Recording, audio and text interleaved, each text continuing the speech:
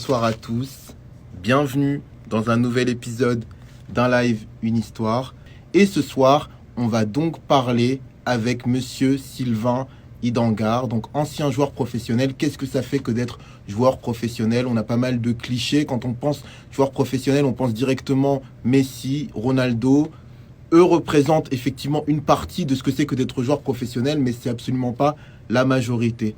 Et j'ai lu le livre donc que Sylvain va vous présenter après, et qu'on aime le foot ou pas, bah, on s'y reconnaît. On s'y reconnaît parce que c'est un parcours finalement de monsieur et madame tout le monde quasiment, dans le sens où il faut se battre pour réussir, il y a de la concurrence, on doute, etc. Bref, je vais lui faire une demande. Salut, salut. Bonjour, vous allez bien? Ça va? Exactement. Ouais, ça va. Je suis très très heureux de vous avoir ce soir. Ouais, moi aussi, c'est un Voilà, plaisir.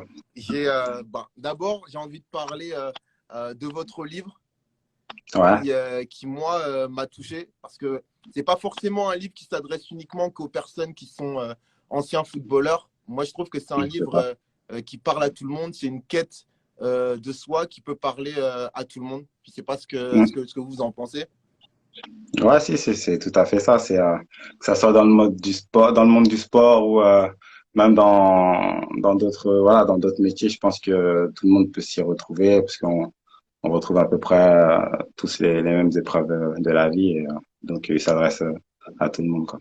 D'accord. Alors, je vais vous présenter sommairement et je vous invite éventuellement à rajouter quelque chose s'il manque quelque chose. Donc, vous vous appelez Sylvain Idangar, donc né le 8 mars 84 à Paris, dans le C'est 14e ça. arrondissement. Ancien joueur professionnel, donc notamment passé par l'Olympique Lyonnais, avec lequel vous avez joué un match de Ligue des Champions. Vous avez marqué. Voilà, vous avez été international français dans les catégories de jeunes et vous avez honoré également la sélection tchadienne. Est-ce qu'il y a quelque C'est ça. chose que vous aimeriez ajouter dans ma présentation sommaire? Ouais, après j'ai débuté le football dans un club aussi TUVB derrière le Buisson. C'est Ok, là où j'ai grandi en région parisienne, dans le 91. Puis après, j'ai été aussi au CFFP, au Centre de formation de football de Paris. Et c'est un niveau qui m'a permis aussi de me montrer et voilà, de montrer mon niveau, mon talent à des clubs professionnels. d'accord. Donc pour vous, et moi ça me paraît tout à fait logique, c'est aussi important de parler finalement de par où on est passé et pas uniquement ce qu'il y a de plus beau. Ouais, c'est très important. Surtout là où tout a commencé, quoi. Hmm. Qui est bien l'historique du parcours de la jeunesse. Ok. Alors, ma première question, ma vraie première question, comment se déroule votre après-carrière là? Comment est-ce que ça va? Bah, moi, après carrière, là, j'entraîne des U14 dans une ville en banlieue lyonnaise. On est en trinôme et puis voilà, comme j'ai toujours eu ce souci de redonner, enfin, de vouloir redonner ce que le football m'a apporté. Ça fait là, je m'oriente vers, pas une carrière, mais bon, vers plus voilà, le métier d'entraîneur parce que voilà, c'est un métier où je peux vraiment redonner ce que j'ai appris avec des valeurs aussi humaines. D'accord. Alors, vous y avez déjà répondu dans d'autres interviews, notamment en 2019. Mais pour ceux qui vous connaissent pas, vous avez écrit La valeur de l'échec. Pourquoi C'est avoir ça. écrit ce livre et pourquoi ce titre? Ben, c'est vrai. Enfin, souvent, je lis des biographies et puis ou des autobiographies et puis moi ayant connu le monde professionnel, voilà, je me dis mais pire, il dit pas tout. Il y a des choses, voilà, faut dire la vérité aux gens parce que si à chaque fois on leur donne qu'une partie, ils vont peut-être croire que soit c'est facile ou soit bah il y a, bah voilà, c'est toujours linéaire, enfin c'est pas en dents de scie, il y a pas d'épreuve et tout et voilà et donc c'est quelque chose qui me tenait à cœur parce que il y a la vie professionnelle mais il y a la vie privée aussi et voilà et je pense que voilà j'avais besoin de parler aussi avec le cœur et pour vraiment montrer aux gens que l'intérieur quoi, Hmm. pas que le côté extérieur. Donc c'est D'accord. pour ça. Alors, il y a un point qui m'a marqué lorsque je vous ai contacté, c'est vous avez Mhm. insisté sur l'importance de lire votre livre, qui, Ouais, moi, me paraît essentiel, mais Je sais très bien que si vous me dites ça, ça veut dire que tout le monde ne le fait pas. Ouais, j'ai été démarché, enfin, par les personnes qui, voilà, qui voulaient faire une interview et tout, mais voilà, ils n'avaient pas lu mon livre. Pour moi, si la personne qui n'a pas lu le livre, elle peut pas m'interroger sur, voilà, sur le sujet parce que je ne parle vraiment pas que de football, tu vois. Donc, pour moi, voilà, c'était important parce que ça traite de sujets très larges. C'est pour ça que je tenais à ce que le livre soit lu, quoi. Ok.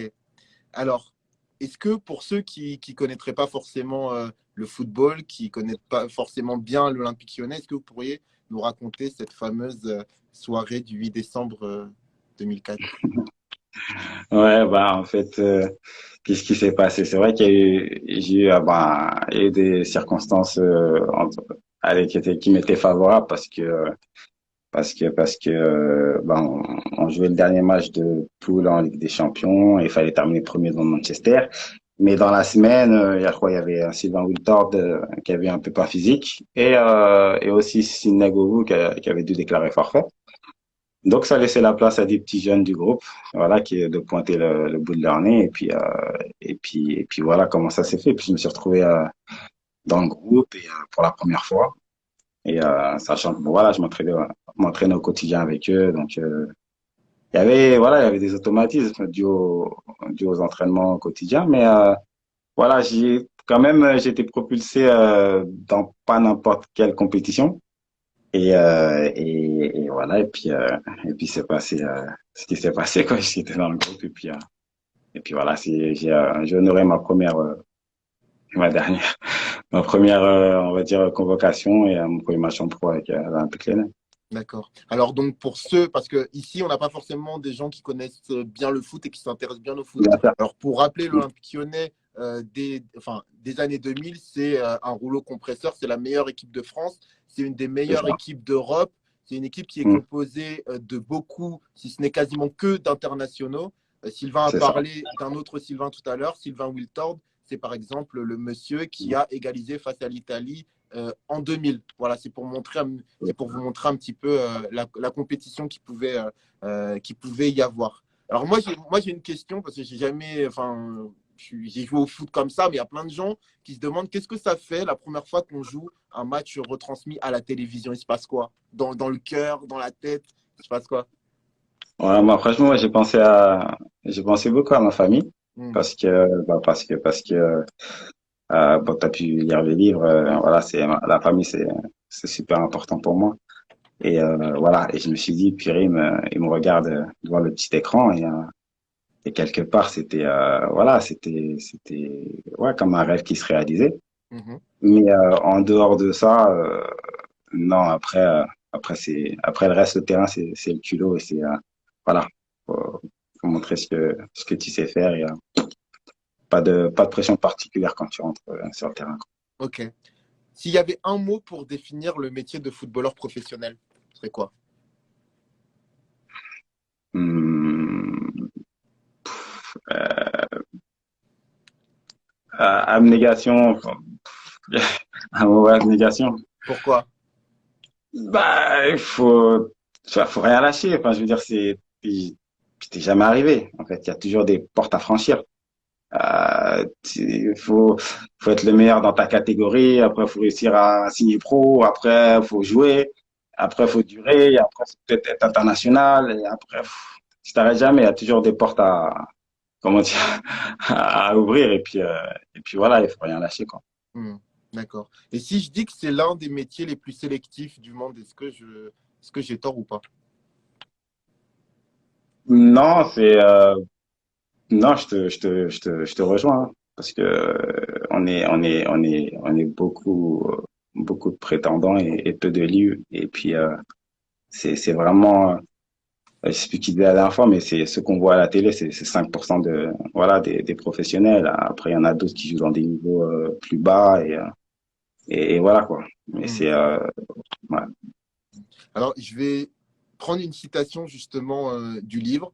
Une carrière pro, ça se joue sur une décision, un entraîneur, de mauvais choix, un mental limité pour le haut niveau, un style de vie. Est-ce que vous pourriez développer pour ceux qui justement ne connaissent pas trop le football, le monde du Bah, football? ouais, bah, en fait, tous ces facteurs, ils sont réels parce que voilà, enfin, je les ai vus, enfin, tous ces paramètres sont réels parce que je les ai vus, je les ai vécus. Un entraîneur, voilà, je connais des entraîneurs qui ont mené des joueurs partout où ils sont allés.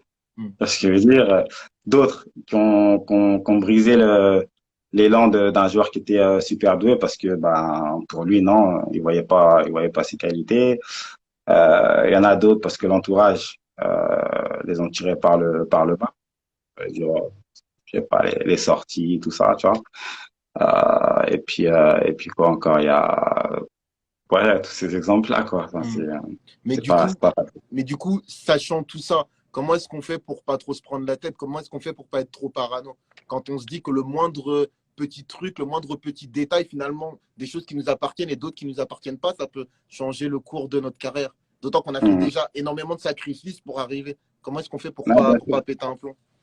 je pense que il faut rester, enfin, faut être fort mentalement et Hmm. rester focus sur ses objectifs et voilà, avoir de l'ambition. Et après, quand tu as de l'ambition, eh ben, c'est comme si il y avait une sorte de clivage qui se crée autour de toi où voilà, ceux qui sont nocifs ou nuisibles par rapport à ta carrière, eh ben, ils vont s'éliminer tout seuls parce que toi, voilà, t'as des objectifs élevés. Et puis voilà, et puis, puis l'autre, on va dire, la chose la plus importante aussi, c'est le travail. Et rester, quoi qu'il arrive, même si tu joues pas, tu continues de travailler. Et puis, voilà, si c'est pas ce coach-là qui est en place qui va remarquer ton talent ou te faire confiance, eh ben, voilà, le foot, c'est un rectangulaire. Il n'y a pas que deux yeux qui te regardent, tu vois. Hmm. Donc, il y a d'autres clubs, il y a d'autres personnes, eh ben, D'accord. qui vont détecter ton talent, quoi. Ok. Et est-ce que dans le monde du football, est-ce que la méritocratie, ça existe du coup? Ouais, moi, moi, on va dire, je trouvais qu'elle existait pendant la formation. Hmm. Parce que pendant la formation, voilà, c'est souvent voilà, c'est le meilleur qui joue, hein. Il y a Hmm. pas de, un coach, il va pas se passer voilà, de ses meilleurs éléments, il va pas les mettre sur le banc comme ça, sans raison.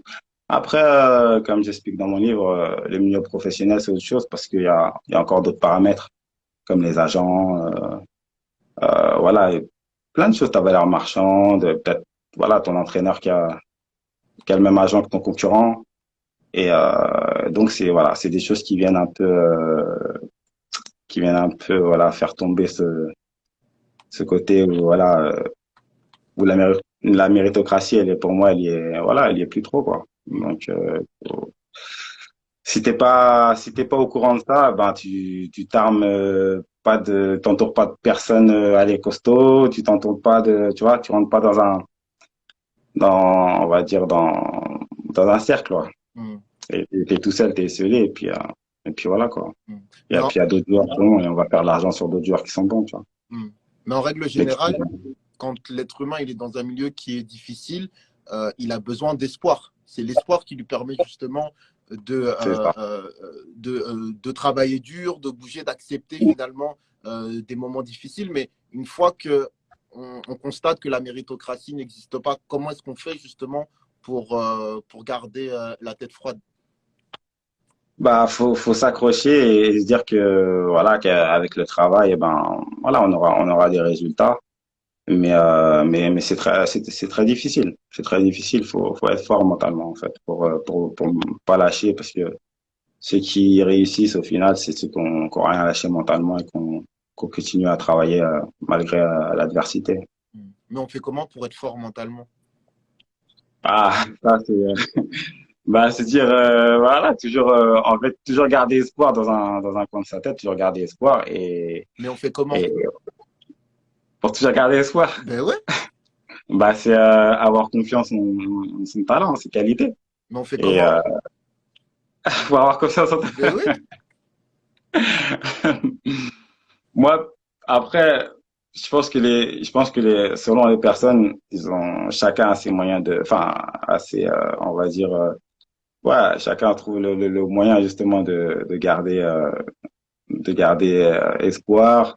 Moi, personnellement, c'était la foi. Mhm. Mais voilà, à la fois, voilà, et puis prier, puis après d'autres, je sais pas, hein, d'autres, en tout cas, moi, personnellement, c'était ça, tu vois. D'accord. Ok. Et si je vous donne la phrase qu'on entend souvent, payer des millions pour taper dans un ballon, vous en pensez quoi? Mhm. Bah, ça se voit que pas passé, t'es pas passé par un centre de formation, t'es pas passé, ouais, t'es pas là au quotidien aux entraînements avec nous parce que franchement, pour sortir là de professionnel enfin, durant toutes ces années, ben, faut se lever de bon matin de bon matin et voilà, je pense que tu vas avec la sueur de ton front. Et avant de prendre une question du chat, comment Mm. justement vous expliquez que cette phrase elle soit autant banalisée? Comment ça se fait finalement que le grand public pense Mm. justement que c'est vraiment ça? Pourquoi, selon vous? Bah parce que le résultat qu'ils voient à la télé, c'est-à-dire taper dans un ballon, marquer un but, waouh, gagner des millions, eh ben c'est que la partie visible de l'iceberg où les gens peuvent se dire que on s'est juste tapé dans un ballon et ils gagnent des millions. Mm. Mais pour en arriver là où ils en sont, eh ben c'est des sacrifices, c'est des efforts, c'est du travail, c'est beaucoup de beaucoup de travail. D'accord. Alors, donc je pense qu'on le devient à force d'endurer des moments difficiles, me dit Momo Ryuzaki. Alors, Dylan me dit, je garde espoir, mais comment montrer justement ces qualités aux bonnes personnes? Bah, c'est simple, il y a un rectangle vert Mm, et la partition à l'intérieur, elle ment pas. C'est ce que je veux dire, comme je disais tout à l'heure, mm, euh, quand tu joues au foot, il n'y a pas que deux yeux mm. qui te regardent, donc il y a plein de gens autour. Et si t'es bon, ça ment pas. Et t'inquiète pas que voilà, voilà, si t'es bon, bah tu seras repéré et voilà quoi. Ok. Il y a Sourire du Joker qui dit, j'ai lu le livre, quelle histoire passionnante. On sent pas le temps passer. Ouais, c'est vrai, hein. Je l'ai dévoré direct. Beaucoup de leçons à en tirer et je suis d'accord aussi. Alors, donc, on l'a évoqué un peu tout à l'heure. Si je vous dis que ce ne sont pas les plus doués qui réussissent dans le football, vous confirmez? Moi, je confirme, moi. Est-ce que vous pourriez développer et expliquer pourquoi? Bah parce que des fois les plus talentueux ils ont pas mentalement ils sont pas.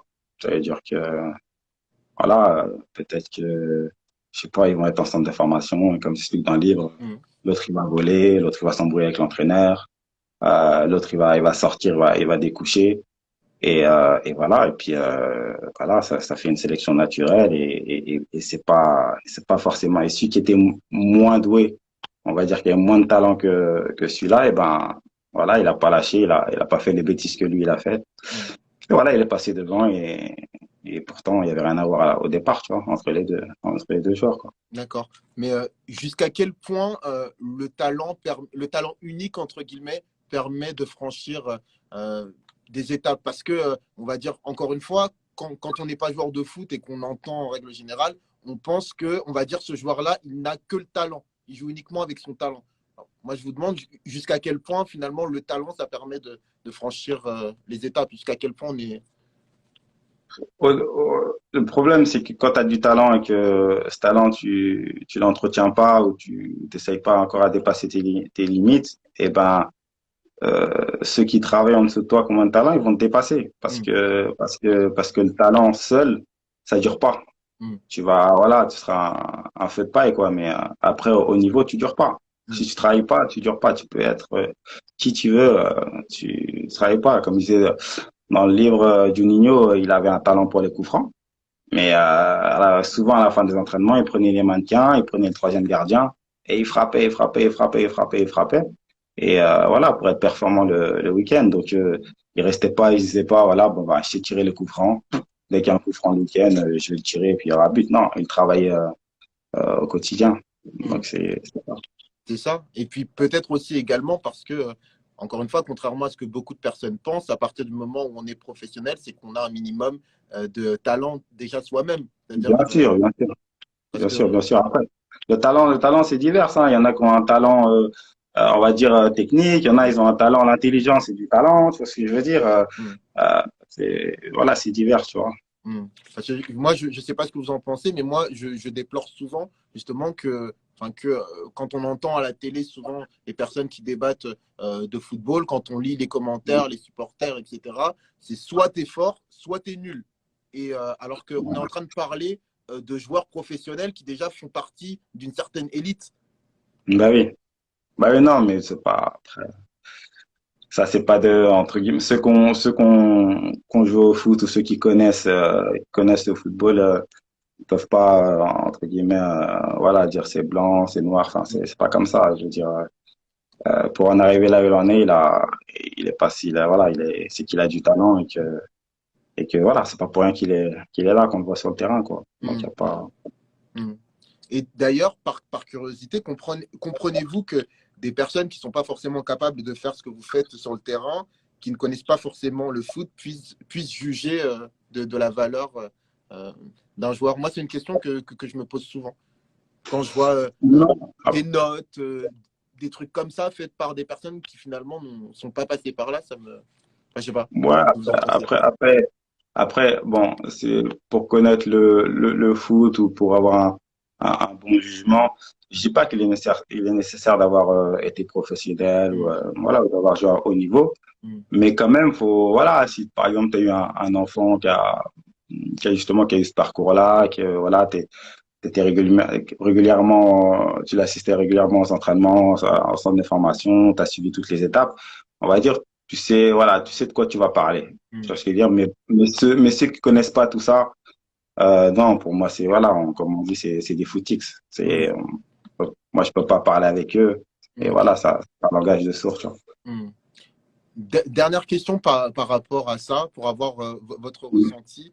Euh, Qu'est-ce que vous pensez finalement du fait qu'il y a beaucoup de gens finalement qui ne témoignent aucun ou très peu de respect pour les footballeurs professionnels qui ne sont pas considérés comme stars? Par exemple, moi, ça m'arrive souvent de voir quand on souhaite joyeux anniversaire pour un joueur de l'effectif, peut-être quelqu'un qui ne joue pas Mhm. beaucoup, de la CFA, etc. Il y a tout de suite un certain Ouais. mépris, je trouve, par rapport à celui qui n'est pas forcément exposé. Qu'est-ce que vous en pensez? Bah, je pense que non, moi je pense que c'est pas bien parce que ceux qui sont en train de négliger, ça se trouve, ce sera la star du club demain. Tu vois ce Hum, que je veux dire? hum, Mais bon, comme les gens, ils sont, voilà, ils vivent l'instant présent, voilà, tu joues aujourd'hui, ben ouais, t'es une star, on t'aime, t'es le plus beau, et puis voilà, quand on te voit pas, ben t'es personne. Tu hum. vois. Donc c'est un peu voilà, c'est le milieu qui veut ça. C'est C'est comme ça et puis comme, c'est tout. Hmm. C'est comme ça et puis c'est tout. Voilà, c'est comme ça, puis c'est tout. Ok, ça marche. Alors, comment s'est passée la vie au centre de formation? Donc, moi, je l'ai lu, je suis un peu au courant. Et du coup, j'ai en Ouais. mémoire les conseils et les recommandations que vous a fait votre maman avant de Hmm. partir. Est-ce que vous Ouais. pourriez éventuellement rappeler ces conseils pour pouvoir ensuite expliquer comment vous les avez mis, du moins en application au centre de formation? Ben, en fait, voilà, mais ma mère, là, bon, voilà, elle a une expérience de la vie, voilà, à travers son expérience, voilà, elle savait des choses qu'elle a à peu près, voilà, qu'elle allait m'attendre, voilà, dans mon, entre guillemets, voilà, dans mon parcours enfin, pour devenir un homme, quoi. Comme quoi? Et, voilà, elle m'a dit, voilà, elle m'a dit, voilà, tu sais, avec ta couleur de peau, on va rien te donner gratuitement, tu vois. Voilà, faudra être meilleur, pas, enfin, faudra être deux fois, voire trois fois meilleur que ton concurrent, et voilà, et que, voilà, dans la vie, qu'on n'allait rien me donner, et que ça allait pas être facile, et que voilà, voilà, qu'il faudrait s'accrocher, et puis pas aussi, avoir de l'orgueil et dire moi je, tu travailles, tu te tais, et puis ça va payer, quoi. Hmm. Et elle vous a aussi remémoré son parcours à elle, de son passé, des difficultés par lesquelles elle est passée. Ouais, exactement. Hmm. Ouais, exactement, voilà, c'est ça. En fait, ces conseils, ils ont découlé par rapport à son expérience à elle. Donc, voilà, voilà, de sa vie à elle. Et c'est pour ça que elle m'a prévenu, elle m'a mis en garde des obstacles que je pourrais rencontrer dans mon parcours et voilà, dans mon évolution.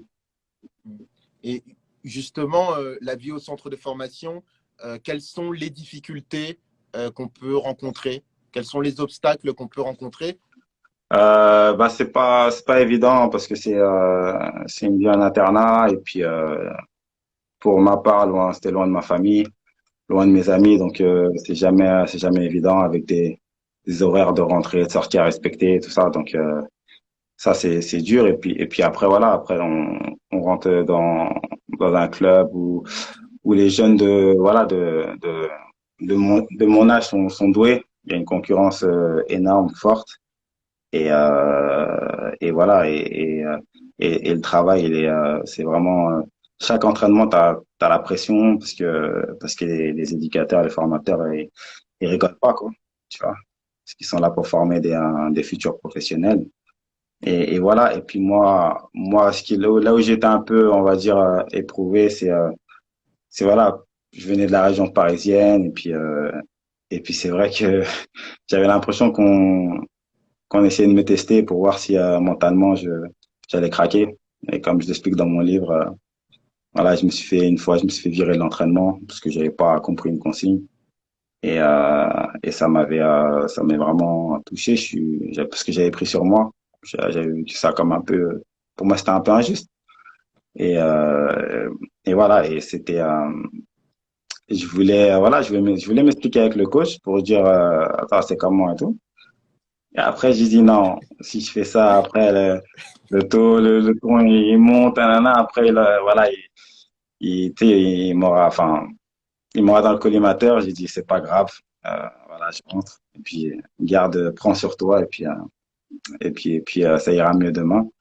Et puis, c'est ce que j'ai fait. Je suis rentré au vestiaire, bah, je pleurais de nerfs, et puis après, voilà, le lendemain, ça allait mieux. Et puis, je me suis remis au boulot. Mais c'est plein de petites épreuves comme ça que si tu les passes pas, tu rentres chez toi en banlieue parisienne et à tenir le mur, quoi. Hmm.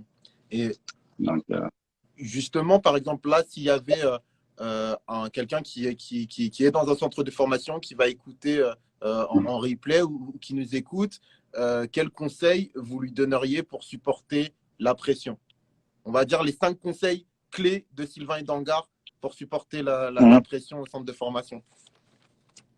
Bah, comme je disais déjà, faut que tu t'attendes à ce qu'on te teste. Donc, ça, faut être, voilà, soit dit, averti, soit sur les appuis. Tombe pas dans les pièges parce que si tu réponds pas bien au test, eh ben, tu risquerais certainement de faire partie de l'aventure et poser ton rêve en plein élan. Après, il y a jamais se reposer sur ses acquis. Tu vois, t'es là, c'est que t'as du talent, t'es doué. Mais voilà, comme on disait tout à l'heure, faut continuer à travailler. Après, il y a le quoi, il y a la concurrence aussi. Faut rien lâcher aussi, parce que des fois tu vas tomber sur une concurrence où il n'y a pas trop de niveau d'écart. Et si toi tu lâches, et ben c'est l'autre qui te passera devant et ça se joue à peu. Après il y a quoi? Après il y a quoi éviter les sorties nocturnes parce que la vie en centre de formation elle est très dure mais le problème c'est que si tu veux profiter en même temps que sachant que tu as des restrictions si tu te fais choper t'es plus là aussi. Hmm. Et puis voilà, et puis comme disait ma mère, ben, reste humble. Tu vois ce que je veux dire? Reste humble et fais ce que tu as à faire. Tu sais pourquoi tu es là-bas. Voilà. Donc, D'accord. voilà ce que. Et justement, comment est-ce qu'on trouve le bon curseur entre humilité et pour pas que ça devienne un manque de confiance en soi? Je ne sais pas si ma question est claire. Ouais, non, ouais, je comprends. En vérité, quand tu es bon, au fond, tu le sais. Tu vois ce que je veux dire? Ok, d'accord. Au fond, tu le sais. Le terrain parle pour toi et tu sais. Donc, t'as pas besoin de te la raconter. Tu vois ce que je veux dire? C'est ton ballon qui va parler pour toi. Ok, Donc, c'est ça. Pour moi, c'était ça, tu vois. ok. Et comment on fait? Alors, vous parliez de concurrence tout à l'heure. comment est-ce qu'on fait pour être dans une amitié sincère avec ses concurrents? Est-ce qu'on doit se lier d'amitié? Est-ce qu'on doit se protéger? Est-ce qu'on doit confier vraiment des choses sur lesquelles potentiellement on peut se faire un peu attaquer? Et pour finir ma question, vous parliez par exemple tout à l'heure d'éviter les sorties nocturnes, mais en même temps, quand il y a un groupe, il faut pouvoir rentrer dans le groupe, il faut être sociable. Comment est-ce qu'on fait pour à la fois être sociable et en même temps se préserver? Après, par rapport aux sorties, il y a deux choses. Il y a la vie en centre de formation et quand tu es professionnel. Quand tu es professionnel, c'est différent. Quand tu es en centre de formation, tu dois respecter les règles qui sont strictes et voilà, et puis voilà, tu dois marcher droit. Maintenant, quand t'es en professionnel, eh ben, il y a des temps pour tout. Tu vois, il y a des temps pour tout. Les gens, voilà, ils peuvent pas sortir. C'est ce que je veux dire. Sinon, c'est après pour fêter une victoire, ou des fois pour qu'il y ait une cohésion de groupe. Eh ben, tu vas faire des sorties, voilà, entre les mecs de l'équipe ou, tu vois, entre coéquipiers. Et donc voilà, ça c'est pour clarifier la nuance. Et puis par rapport à la concurrence et l'amitié, euh, quand t'as ton concurrent direct, voilà, quand t'as ton concurrent direct avec qui tu t'entends bien, j'ai envie de te dire, il y a du respect, voilà, il y a de la sympathie, mais ça peut jamais dépasser un certain niveau. Ou peut-être après quand vous jouez dans d'autres clubs où lui il est parti ou moi je suis parti, mais c'est difficile parce que il y a ce côté, voilà, où on est en concurrence qui nous empêche d'élever le truc, quoi, tu vois, Hmm. D'accord. d'élever l'amitié, quoi. D'accord. Alors, vous en parliez justement dans votre livre, lorsque vous avez joué donc ce match de Ligue des Champions, etc. Le regard des Hum, gens a changé, voilà. Et donc du coup, le regard des gens change souvent en fonction de notre popularité, de ce qu'on gagne, hum. etc. Comment justement faire confiance? Comment savoir si une personne elle nous apprécie pour ce qu'on est vraiment ou pour ce qu'on représente? Et comment ne pas devenir parano? En fait, il y a ceux qui ont toujours été là, Hmm. les amis et la famille et tout. Et quand le succès il vient, et que la médiatisation aussi elle vient, il y a les pièces rapportées. Et au fond, nous, on sait. Mais le problème, c'est que ces pièces rapportées, souvent, elles flattent notre ego. Voilà, quand on dit t'es le plus beau, t'es le plus fort et tout, moi, c'est des paroles que notre ego, il aime entendre. Donc, des fois, tu laisses entrer dans ta vie ce genre de personnes. Et le problème, c'est qu'après, tu te rends compte qu'elles sont là, voilà, que c'est des personnes qui sont intéressées, pas, qu'elles veulent pas forcément enfin, ton bien, dans le fond ou pas, parce que des fois, elles font des choses, elles veulent peut-être notre bien, mais elles se rendent pas compte qu'elles nous nuisent. Tu vois ce que je veux dire?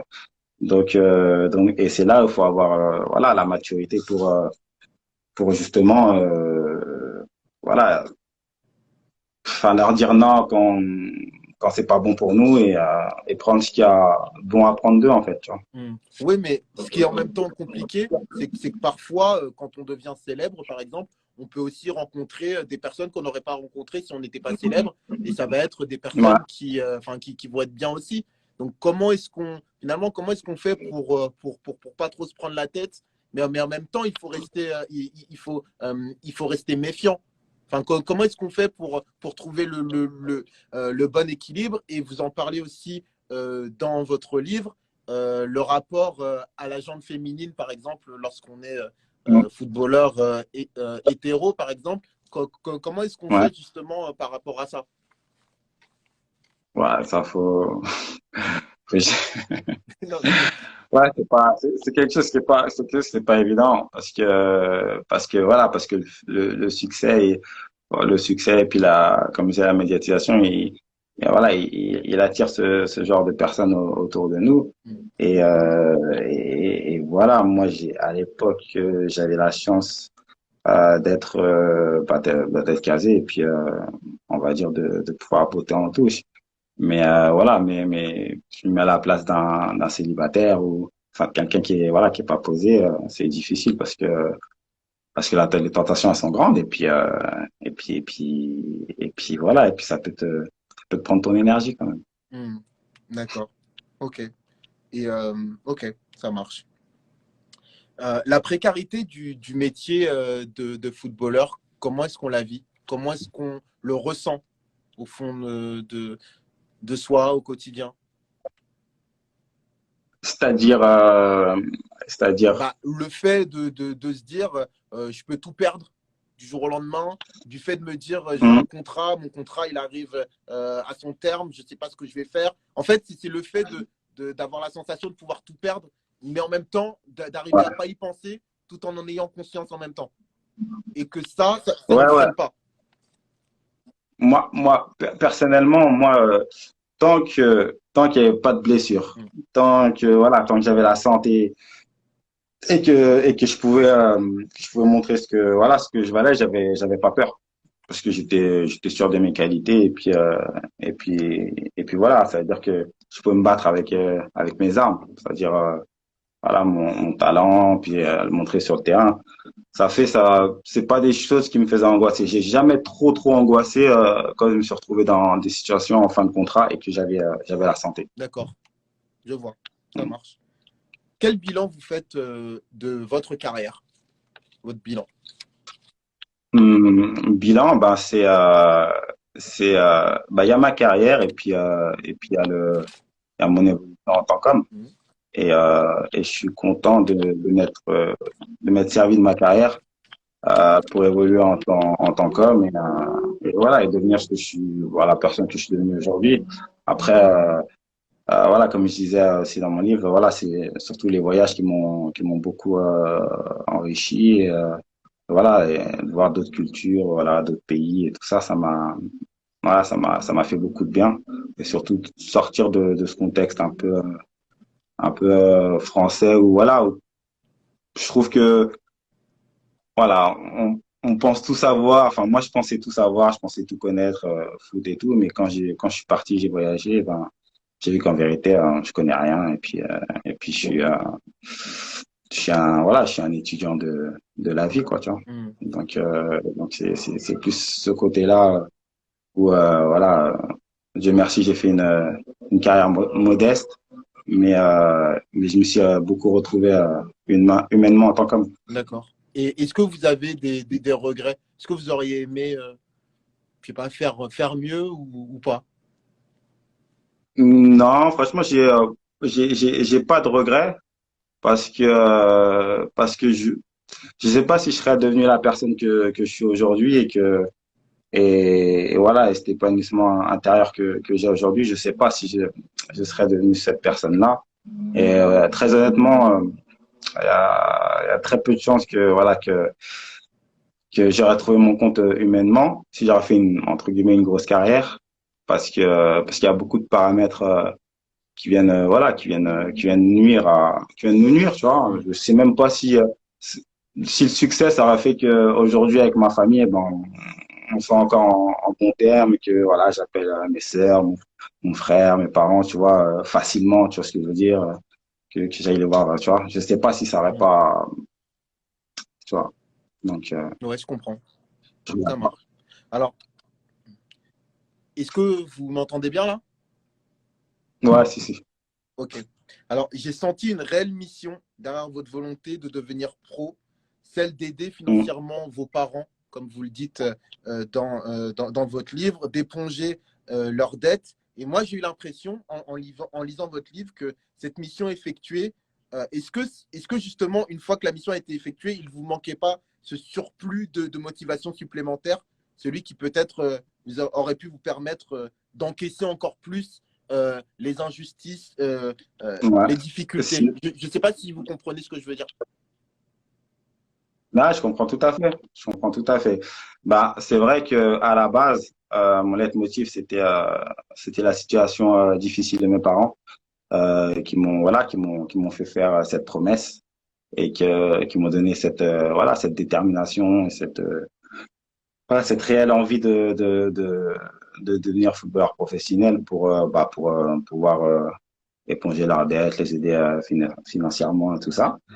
Et après, une fois que j'ai réalisé cet objectif-là, euh, enfin, j'aurais pu avoir d'autres objectifs, mais le milieu, il m'a tellement, tu vois, il m'a tellement dégoûté le milieu professionnel que après, je me suis dit, non, c'est pas, ce milieu-là, il est pas en accord avec mes valeurs, il est pas en accord avec mes principes, et ça fait quelque part, j'ai lâché. Enfin, j'ai lâché la carrière que, on va dire, celle que j'aurais pu entre guillemets, celle qui, voilà, qui m'était promise entre guillemets, sachant que voilà, j'étais dans le meilleur centre de formation de France, un des meilleurs d'Europe, dans les, voilà, un des 8 meilleurs clubs d'Europe du moment. Donc oui, mais non, au final, c'était, euh, c'était des choix en rapport avec mes valeurs et mes principes. Donc voilà, il y avait pas de, j'ai pas trouvé d'autres motifs pour m'accrocher justement à une carrière et essayer de tutoyer les stars ou quoi que ce soit, quoi. Qu'est-ce qui vous a dégoûté dans le milieu du football? Qu'est-ce qui vous a dégoûté? Et voilà, qu'est-ce qui vous a dégoûté? Moi, beaucoup, c'est le manque de communication.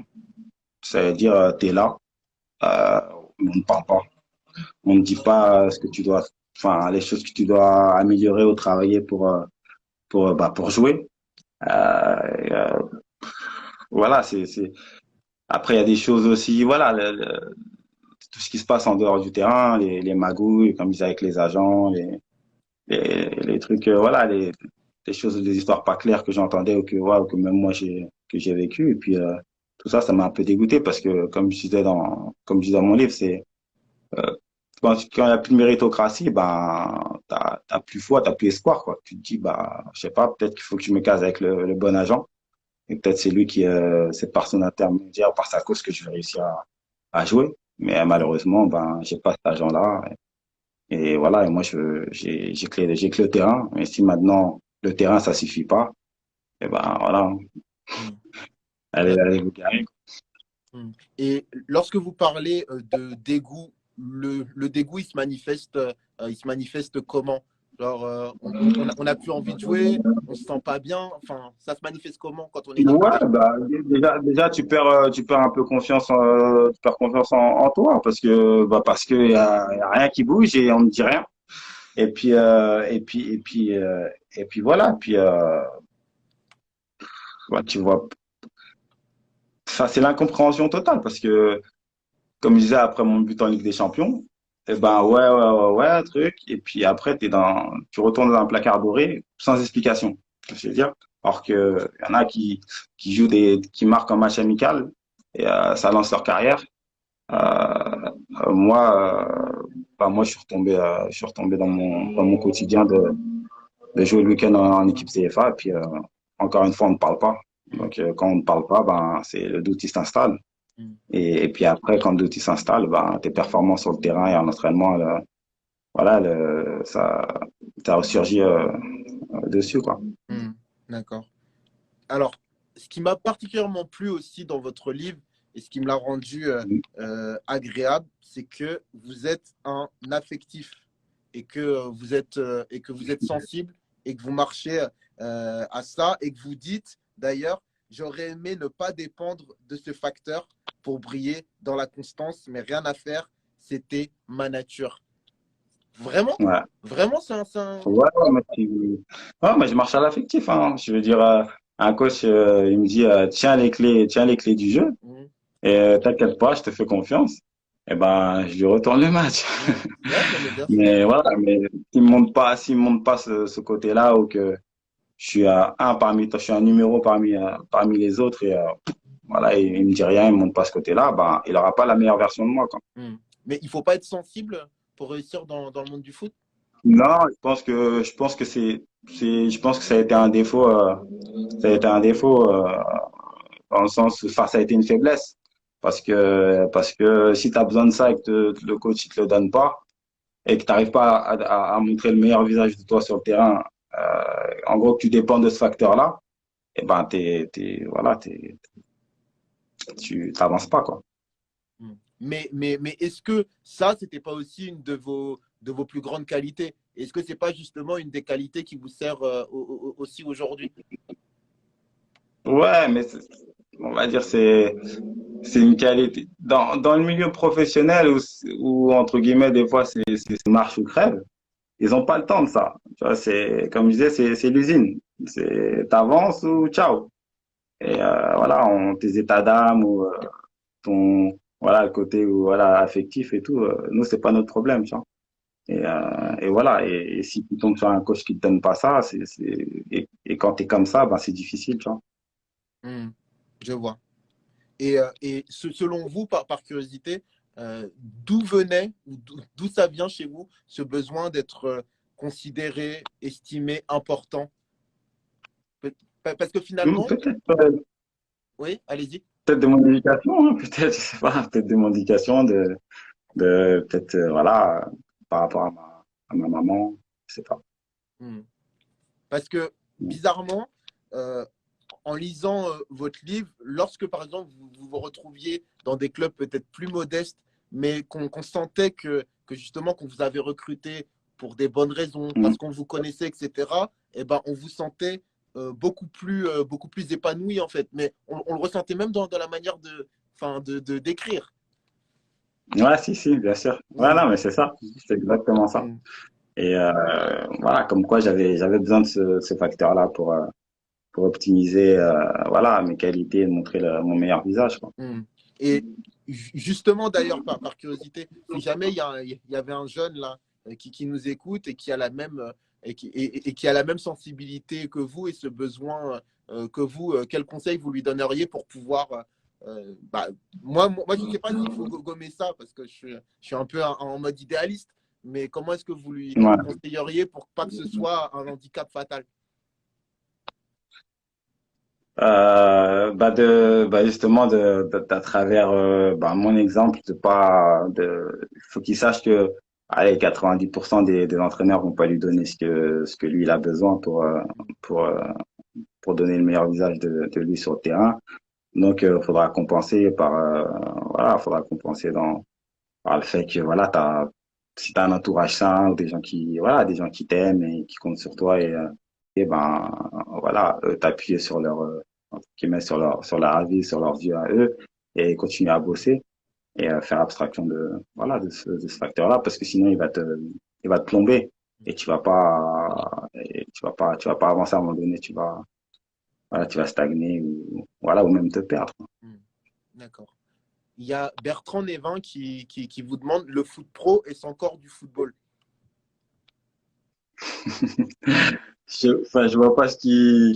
Ouais. Enfin, je vois pas. En tout cas, ce que je peux dire, c'est que je pense que le niveau il a régressé, Mhm. mais je pense que le niveau il a régressé vraiment. Mais après, ouais, c'est du football. C'est du football. En fait, moi j'ai l'impression que dans sa question, il veut dire est-ce que le football pro, il est tellement dirigé, il est tellement strict, il est tellement finalement sans pitié que est-ce que finalement on perd pas l'essence de ce qu'est vraiment le football dans le foot pro? Moi j'ai l'impression que c'est ça qui est.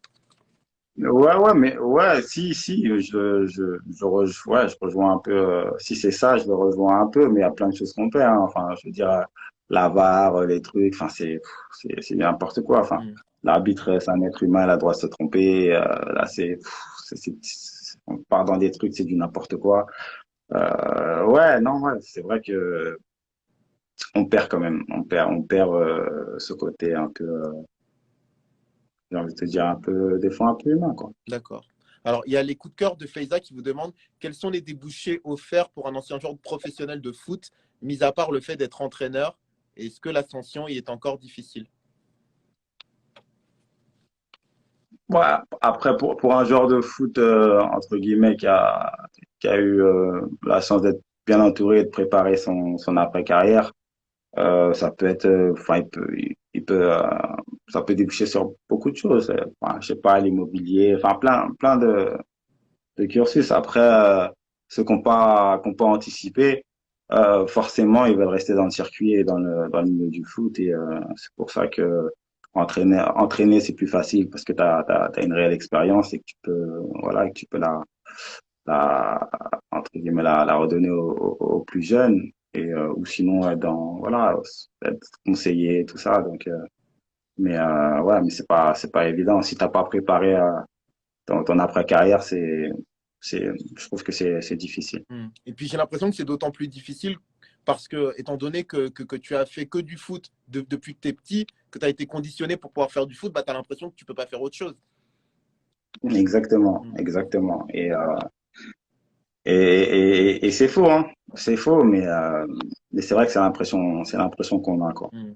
D'accord.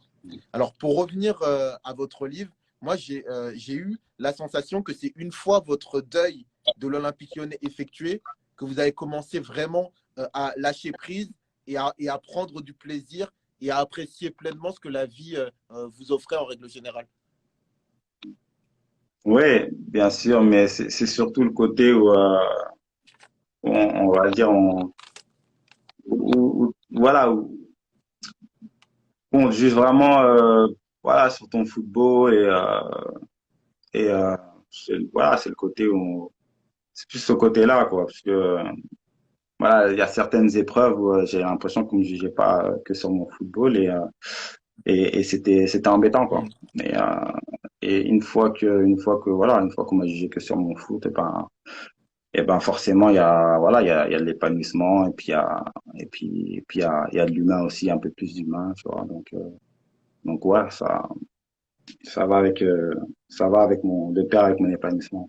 D'accord. Alors, vous l'avez évoqué brièvement dans votre livre, et c'est justement pour donner la Ouais. suite à ce que vous étiez en train de dire.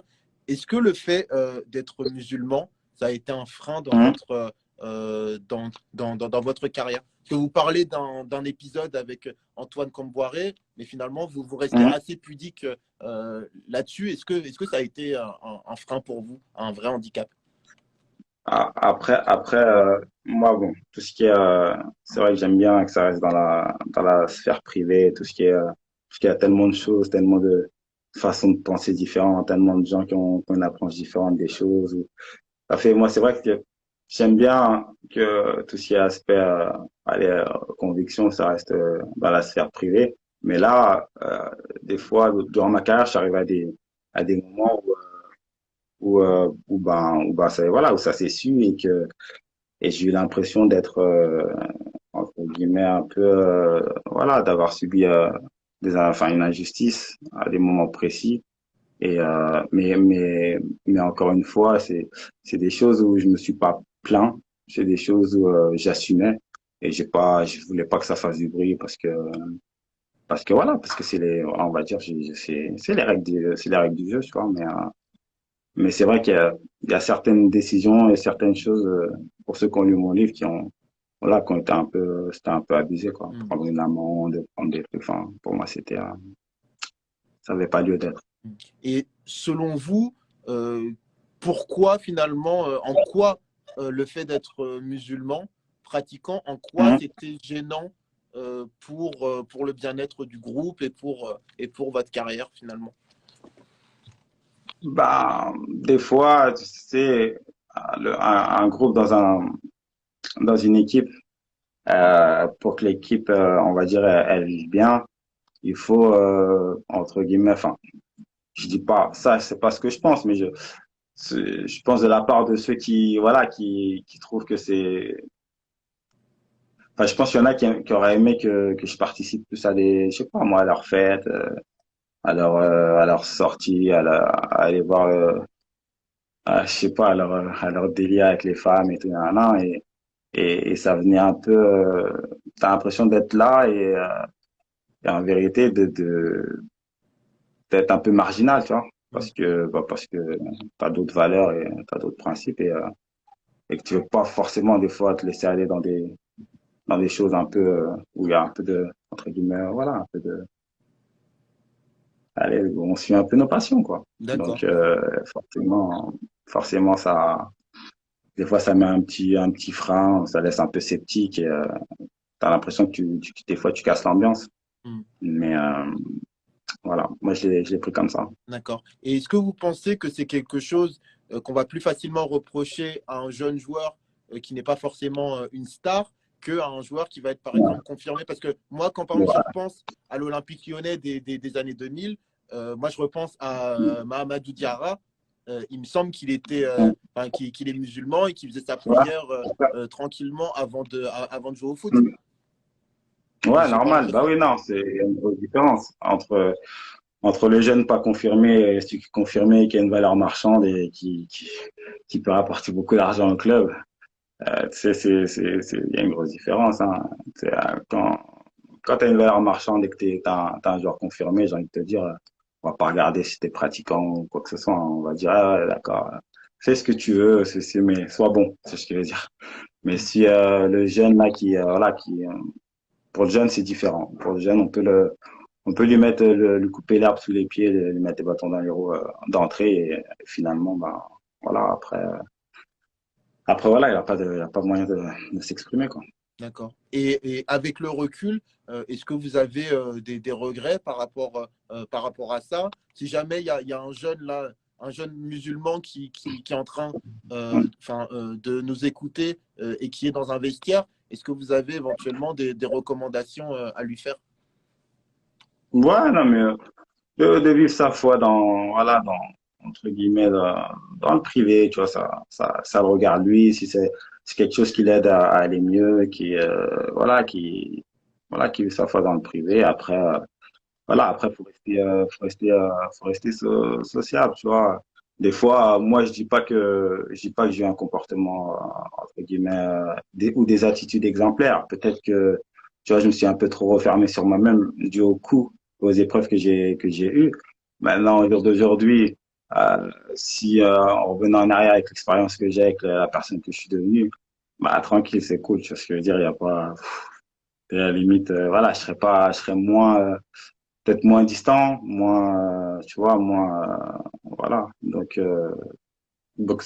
voilà, j'ai ma part aussi de responsabilité dans le fait que les gens, ils aient pu, voilà, ils aient pu sentir ce côté un peu où voilà, je suis en marge du groupe, quoi. Hmm. Parce que j'étais jeune, je manquais d'expérience et quand il y avait quelque chose qui était, voilà, qui allait à l'encontre de mes valeurs, et ben, voilà,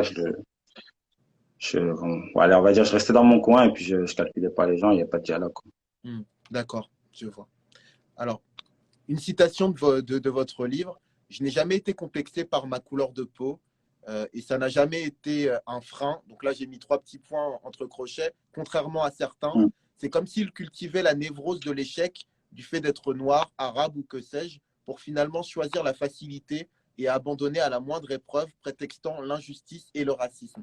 Alors, l'injustice et le racisme, ça existe, mais est-ce une raison pour ne plus se battre pour réaliser son rêve?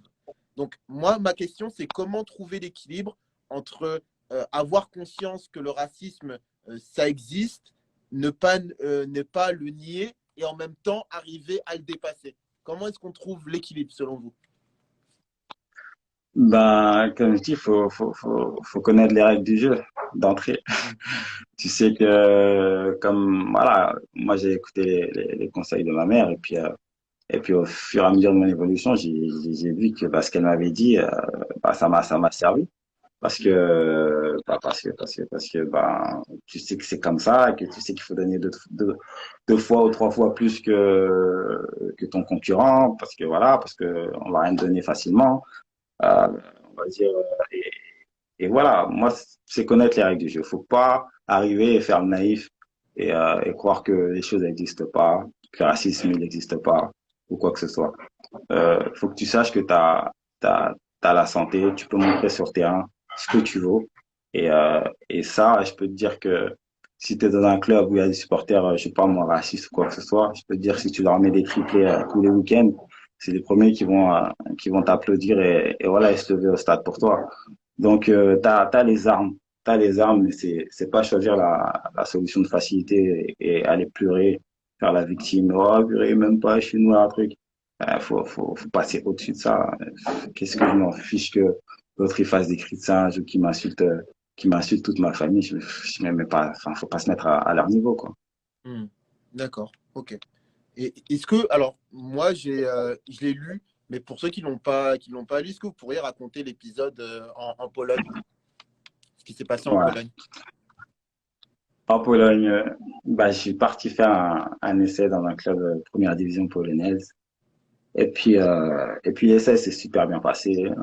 L'entraîneur m'a dit c'est bon, y a pas de souci, t'es pris, on te garde, ça s'avère surtout. Mais il s'avérait que c'était un club qui avait des antécédents un peu où voilà, les supporters, c'est des supporters qui étaient racistes et qui avaient eu des histoires déjà même avec un ancien joueur là-bas du club qui était voilà, qui était noir et voilà, qui l'insultait et tout pendant les matchs. Et là, quand ils ont su que j'allais signer, et ben sur le forum, ils ont dit que ils ont dit non, on veut pas de joueurs couleur dans l'équipe. Donc voilà, donc voilà, ils ont je sais pas ce qu'ils ont dit en polonais sur les réseaux, trucs comme ça.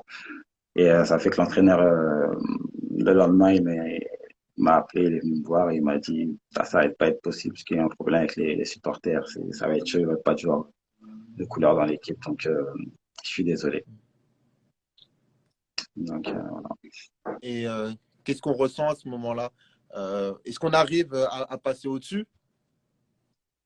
Pas sur le premier, enfin sur le coup non. Sur le coup non parce que t'avais signé dans un club et que tout d'un coup finalement tu signes plus, donc forcément ça te touche. Et après quand tu réfléchis, enfin avec l'expérience que j'avais, voilà les voyages et tout, voilà j'ai pris du recul et je me suis dit je vais pas me rabaisser à leur niveau. Voilà, tant pis, hein, c'était pas écrit. Si je dois pas signer là-bas, je signe pas là-bas. Et puis, ça se trouve, voilà, c'est un mal pour un bien. Mm. Et par rapport à ce que disait votre maman, vous avez vraiment l'impression que dans le foot, quand on est noir, il faut en faire 2 fois plus que les autres? Moi, aujourd'hui, ça a quand même changé aujourd'hui. D'accord. Aujourd'hui, on va dire, voilà, le bac, il est à la mode. Il y a qu'à voir les équipes, les équipes nationales, même françaises, tout ça.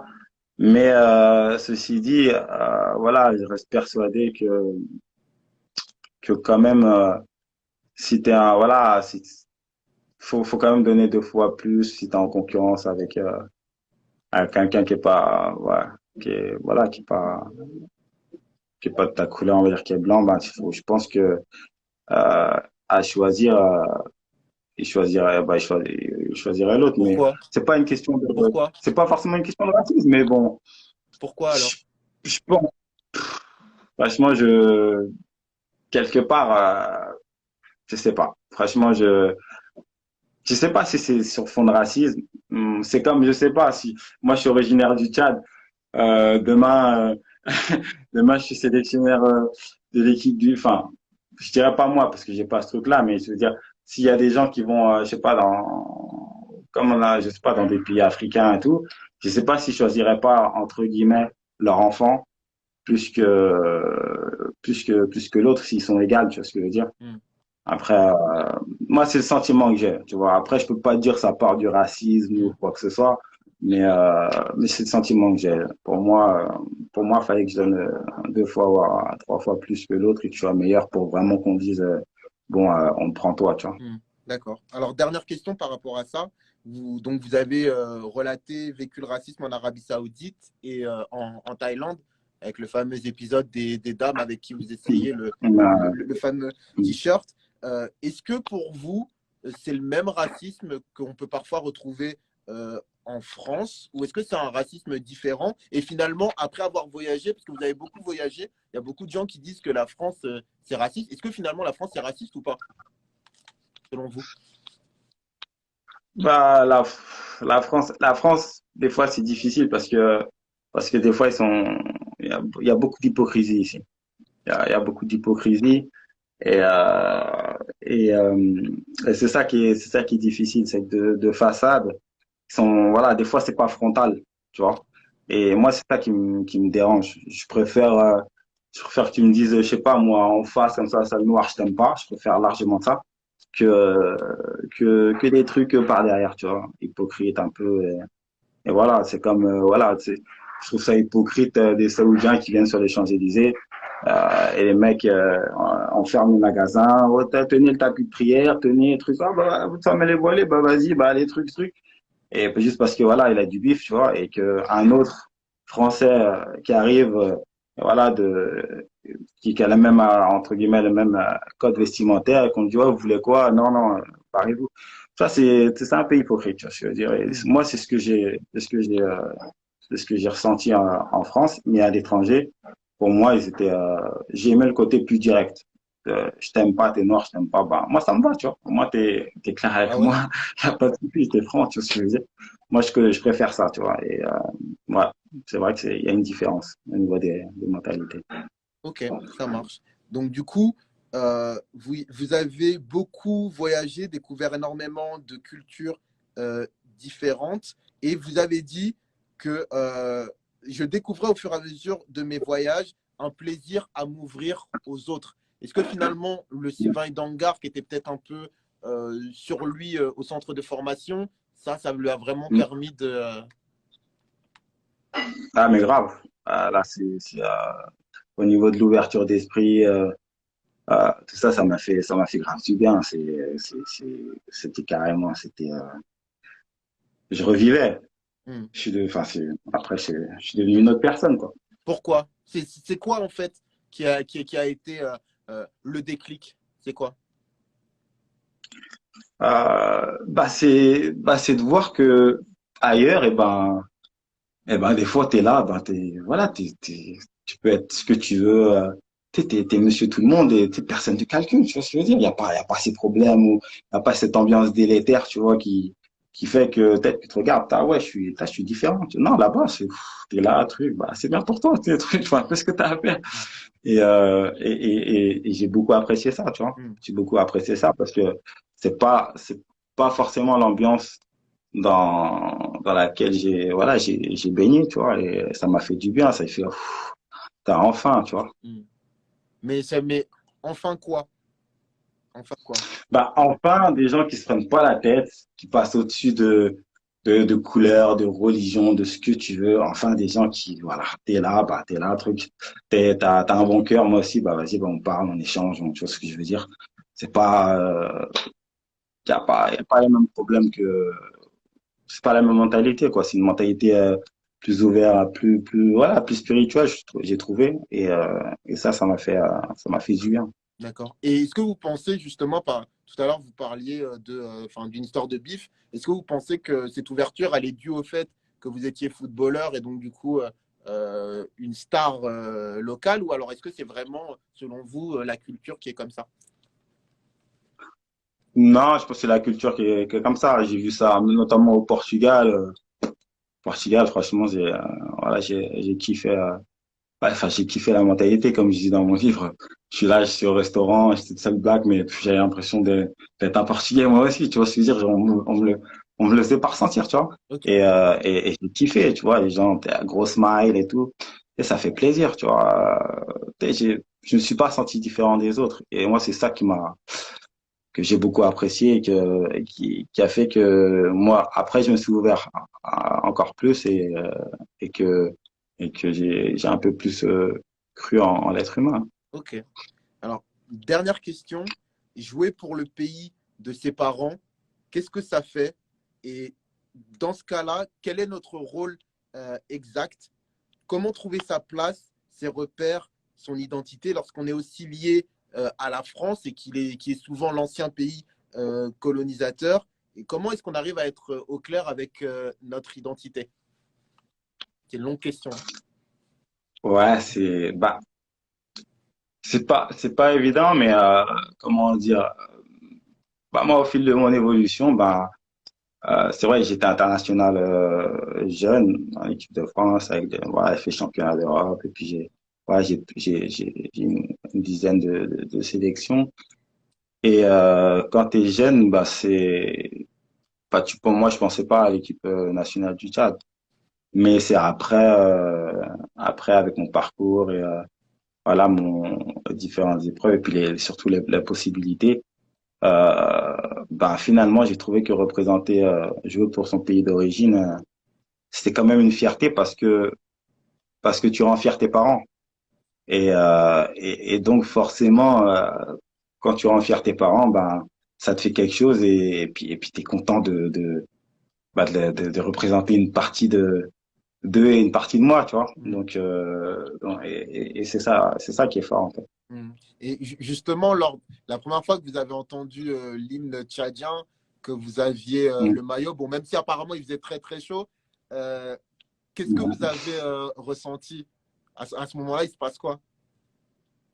Bah ça m'a fait bizarre parce que comme je disais, j'étais habitué à plus jeune à chanter la Marseillaise et là bah, entendre l'hymne national du Tchad et tout, j'ai vraiment beaucoup pensé à mes parents Mm. surtout à mes parents et me dire bah je les ai rendus fiers quand j'étais jeune et qu'ils me voyaient à la télé avec l'équipe nationale française, mais je les ai aussi rendus fiers euh, bah, avec l'équipe nationale ben, de mon pays d'origine et sachant qu'il y a de la famille là-bas au pays, tu vois, qui regarde et qui voit le nom, tout ça. Donc ouais, c'était moi, c'était un côté français, un côté, voilà, mes origines tchadiennes et c'est une grande fierté. Mm. D'accord. Et justement, au niveau de l'identité, on se sent comment?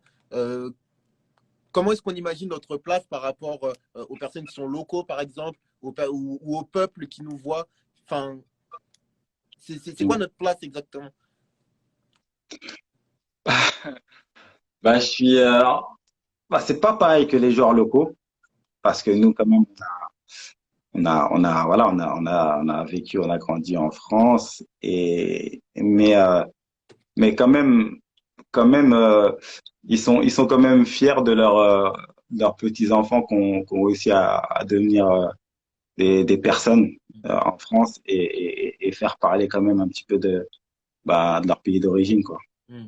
Et ça reste une fierté voilà, pour le peuple, pour les supporters, parce que, on va dire, voilà, quelque part, on les représente même en dehors du pays. Mm. Donc, euh, donc non, donc c'est aussi une fierté pour eux et puis ils nous l'ont bien fait ressentir. Mm. Donc, du coup, vous pensez que c'est une bonne chose, du coup, que les joueurs, on va dire, descendants de tel pays puissent représenter le pays de leurs parents? Parce que souvent, on le voit notamment avec les Franco-Algériens, ça crée beaucoup de pression, ça crée beaucoup Mm. de. Enfin, ils sont au centre de conflits, d'insultes, etc. Vous pensez quand même que c'est une bonne chose? Ouais, ouais, c'est une bonne chose. Après, c'est ceux qui, entre guillemets, euh, qui veulent optimiser enfin, leur chance de décrocher des gros contrats, d'avoir une valeur marchande plus élevée. Et ils vont tout faire pour essayer de jouer pour l'équipe, pour la France, entre autres. Parlant voilà, pour la France. Maintenant, souvent à défaut de ne pas avoir le niveau de pas pouvoir jouer pour l'équipe de France, et ben, ça reste quand même une fierté de jouer pour le pays d'origine voilà, de nos parents. Mais rares sont ceux qui vont dire, ah non, moi, je joue pour le pays d'origine de mes parents d'entrée, même s'il y a l'équipe de France qui m'appelle, je vais pour le pays d'origine de mes parents. Non, il faut pas dire ça parce que derrière, il y a trop il y a des intérêts qui sont, voilà, qui sont pas négligeables, quoi, pour leur D'accord. carrière. Donc, quoi qu'il arrive, le choix d'une sélection, c'est pas le choix du cœur, c'est un choix, quoi qu'il arrive, Ouais, c'est pragmatique. pas, exactement, exactement. D'accord. Mais ça, pourquoi est-ce qu'on le dit pas aux supporters? Parce que du coup, ça met une pression monstre sur les footballeurs. Ouais, ben, franchement, je ne comprends pas pourquoi c'est pas dit, parce que tout le monde le sait, mais les gens ils le disent pas. Après les joueurs ils le disent pas. Pourquoi? Parce que ça peut leur porter préjudice Oui, et, bien sûr. ça peut retomber sur eux. Voilà, pour ceux qui aspirent et qui ont des chances d'être international français par exemple, le fait de dire ça, et ben on va dire bah dégage, va jouer pour ton pays de cœur et ne fais pas chier quoi. Mm. Mais c'est pour ça que le joueur, généralement, il le dit pas quand il a la possibilité de jouer pour l'équipe de France. Mm. Il le dit qu'après, quand il voit que l'équipe de France est fermée pour lui, et ben, là, il va dire ce qu'il pense et voilà, quoi. Hmm. Enfin, parce que moi, par exemple, si j'étais tunisien, algérien, marocain ou sénégalais, savoir que un joueur, même si c'est pragmatique, mais savoir que le joueur, il a choisi ma sélection par défaut, ça fait mal au cœur. Enfin, il y a même des gens qui préfèrent avoir quelqu'un de moins fort, mais qui a le cœur à 100%. Enfin, comme s'il y avait un certain symbole derrière le fait d'être sélectionné. Après, c'est peut-être une erreur, justement, qu'il y ait autant de symbolique là-dedans. Ouais, ouais, après, moi, je pense qu'il faut être, on va dire, quand tu choisis une sélection, voilà, tu parles de, quand tu es joueur, hein, si tu veux pas que ça te porte préjudice, tu parles de la sélection que tu veux intégrer, et ben, voilà, tu dis, voilà, moi, j'étais formé ici, enfin, en France, pour moi, c'est logique voilà, que si l'équipe de France m'appelle, et ben, j'y aille parce que je connais rien de mon pays, d'origine. Voilà, après, voilà, après demain, si tu n'étais plus en équipe de France, et ben, tu dis, écoute, moi, voilà, voilà, je suis fier de représenter le pays d'origine de mes parents et voilà, et enfin, le problème, c'est qu'il faut pas être, faut pas se porter, faut pas se mettre à dos les gens parce que ça va très vite. Tu ne peux ni être accepté chez l'un ni accepté chez l'autre si tu parles, enfin, si tu dis des choses un peu voilà, qui peuvent les froisser. Et c'est pas évident. Mais ouais, puis c'est d'autant plus, enfin, pas évident que parfois, je veux dire, quand on représente les couleurs d'un pays, il y a toute une culture, il y a des traditions, etc., etc. Et enfin, moi, j'ai du mal. Enfin, je comprends tout à fait le côté Mm. pragmatique, mais je me demande si malgré tout, il faut pas écouter son cœur. Parce que si on n'écoute pas son cœur, ça finit toujours par nous revenir en pleine tête. Enfin, c'est ce que j'ai là. Après, c'est peut-être naïf de ma part, hein, mais c'est l'impression. Mm. Ouais, ouais, parce que, tu sais, si demain on t'assoit et qu'on me dit, bon, aujourd'hui, tu touches 30 000 euros. Si tu joues pour la sélection, tu joues pour la sélection, je sais pas, algérienne, bah, ton salaire, il restera à 30 000 euros. Si tu vas toujours pour la France, eh ben, on le multiplie par, voilà, on t'offre 300 000 euros par mois. Qu'est-ce que tu fais? C'est là le problème. Sachant que la sélection, on va dire la sélection algérienne, c'est ton choix de cœur, au fond. Qu'est-ce que tu fais? C'est ça la vraie question, tu vois. Mm. Voilà, il Et y en a, ils vont dire, bah non, 300 000 euros, j'ai une carrière c'est court, voilà, donc voilà, j'espère la France. Et d'autres, il va dire, non, moi je suis fier, même à 30 000 euros, je reste à 30 000 euros, mais je joue pour ma sélection de cœur. mm, Donc ça revient au joueur de faire le choix mm. voilà, qu'il a à faire. Mais justement, pourquoi est-ce qu'il y a cette différence pourquoi est-ce que quand on choisit une sélection européenne, on gagne plus que lorsqu'on choisit une sélection africaine? Ouais, parce que c'est plus coté, sur le marché, c'est plus qu'être international français. Ça n'a rien à voir avec être international algérien. Tu vois ce que je veux dire? Pourtant, Pourquoi? c'est le même football que tu vas jouer, mais va savoir, va comprendre pourquoi, voilà, il y a plus de valeur. Enfin, je vais savoir pourquoi. Moi, je peux pas te dire, mais en tout cas, c'est une réalité, quoi.